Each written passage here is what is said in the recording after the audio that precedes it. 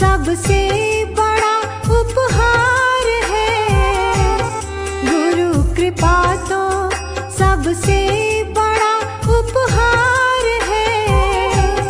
गुरु है खेवनहार तो बेड़ा पार है। गुरु है खेवनहार तो बेड़ा पार है।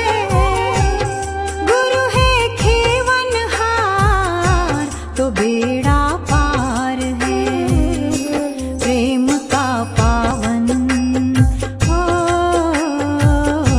प्रेम का पावन उजाला